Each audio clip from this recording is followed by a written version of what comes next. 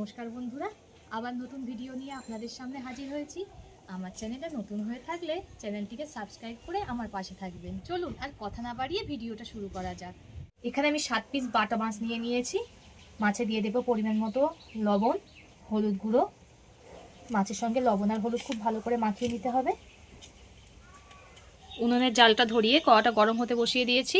কড়াটা গরম হয়ে গেছে, দিয়ে দেবো সর্ষের তেল মাছ ভাজার জন্য। তেলটা খুব ভালো করে গরম করে নিতে হবে। তেল গরম হয়ে গেছে, নুন হলুদ মাখিয়ে রাখা মাছগুলো দিয়ে দেব। মাছগুলো কিন্তু দেওয়ার সঙ্গে সঙ্গে উল্টানো যাবে না, তাহলে ভেঙে যাবে। 1 মিনিট পরে তখন উল্টিয়ে দেব। মাছের পিছন সাইডটা আমার ভাজা হয়ে গেছে, আর উল্টিয়ে দেব। দেখুন একটুও জড়ায়নি। যদি আমি সঙ্গে সঙ্গে উল্টিয়ে দিতাম তাহলে জড়িয়ে যেত বা মাছ ভেঙে যেত। এবার এই সাইডটাও ভেজে নেব। এই মাছগুলো আমার ভাজা হয়ে গেছে, দুদিকেই তুলে নেব। তুলে নিয়ে বাকি মাছগুলো ভেজে নেব।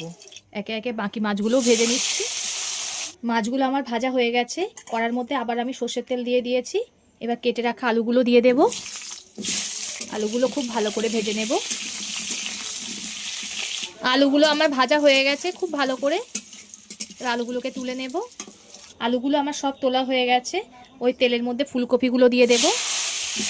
ফুলকপিটাও খুব ভালো করে ভেজে নেব। ফুলকপিটা 1 মিনিট মতো ভাজার পর দেখুন অনেকটাই ভাজা হয়ে গেছে। দিয়ে দেব অল্প করে লবণ। লবণটা ফুলকপি দেওয়ার সঙ্গে সঙ্গে দেওয়া যাবে না, তাহলে ফুলকপি থেকে জল ছাড়বে আর খুব একটা ভালো ভাজা যাবে না। তাই লবণটা 1-2 মিনিট পরেই দিতে হবে। লবণ দেওয়ার পরে আবারও খুব ভালো করে ভেজে নিয়েছি। এবার তুলে নেব। আমার ভাজা হয়ে গেছে, কপিগুলোকে তুলে নিচ্ছি। কড়ার মধ্যে দিয়ে দিলাম সর্ষের তেল। তেলটা গরম হয়ে গেছে, দিয়ে দেব 5 ফোড়ন। ফোড়ন থেকে একটা মিষ্টি গন্ধ বেরালে এতে দিয়ে দেবো একটা বড় সাইজের পেঁয়াজ কুচি। পেঁয়াজটা একটু লালচে করে ভেজে নিতে হবে।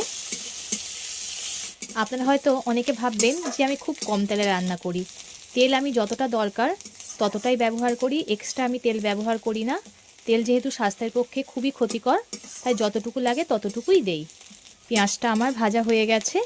এবার এতে দিয়ে দিচ্ছি একটা বড় সাইজের টমেটো পেস্ট করে নিয়েছিলাম সেটাকে। এই টমেটো পেস্টটা পেঁয়াজের সঙ্গে খুব ভালো করে কষিয়ে নিতে হবে। টমেটো পেঁয়াজ খুব সুন্দর করে কষিয়ে নিয়েছি। এবার এতে দিয়ে দেব চা চামচের 3 চামচ মতো আদা রসুন বেটে রেখেছিলাম একসঙ্গে, সেটাকে আদা রসুন দিয়ে আবারও খুব ভালো করে কষিয়ে নিতে হবে। মন থেকে যে কোনো কিছু রান্না করলেই রান্না সত্যি খুবই সুন্দর হয়। ধৈর্য ধরে মন থেকে রান্নাটা করতে হবে। মশলাটা বেশ কিছুক্ষণ কষানোর পর দিয়ে দেব স্বাদমতো লবণ, পরিমাণ মতো হলুদ গুঁড়ো। আবারও কষিয়ে নিতে হবে। মশলাটা খুব সুন্দর করে কষিয়ে নিয়েছি। এবার এতে ভেজে রাখা ফুলকপি আলু দিয়ে দেব। মশলার সঙ্গে ফুলকপি আলু কিছুক্ষণ একটু কষিয়ে নিতে হবে।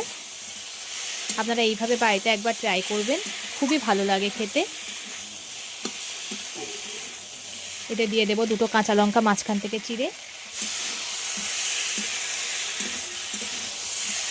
মশলাটা ফুলকপি আলুর সঙ্গে খুব ভালো করে কষিয়ে নিয়েছি। এবার এতে দিয়ে দেব চা চামচের 1 চামচ ধনিয়া গুঁড়ো, 1 চামচ জিরে গুঁড়ো। আবার একটু কষিয়ে নেব। সব কিছু আমার খুব ভালো করে কষানো হয়ে গেছে। এবার এতে পরিমাণ মতো জল দিয়ে দেব। পরিমাণ মতো জল দিয়ে দিয়েছি। এবার ঝোলটাকে ফুটতে দিতে হবে। ঝোলটা খুব ভালো রকমই ফুটছে।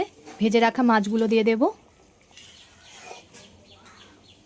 মাছটা দিয়ে আবারও খুব ভালো করে ফুটিয়ে নেব। ঝোলটা মাছের সঙ্গে ফুটে কতটা কমে গেছে দেখুন, একদম পুরো মাখো মাখো হয়ে গেছে। এবার নামিয়ে নেব। নামানোর আগে দিয়ে দেব গরম মশলা। এটা আমার বাড়িতে বানানো গরম মশলা। এই ভিডিওর ডেসক্রিপশানে দিয়ে দেব, চাইলে সেখান থেকে দেখে নেবেন। গরম মশলাটা দিয়ে সামান্য একটু নাড়াচাড়া করে নামিয়ে নেব। এইভাবে বাড়িতে একবার ট্রাই করে দেখবেন, আশা করি সকলেরই খুব ভালো লাগবে। তো ভিডিওটা ভালো লাগলে লাইক ও শেয়ার করে দেবেন, কমেন্ট করে জানাবেন আপনাদের মতামত। পরবর্তী ভিডিওতে আপনাদের সঙ্গে আবার দেখা হচ্ছে।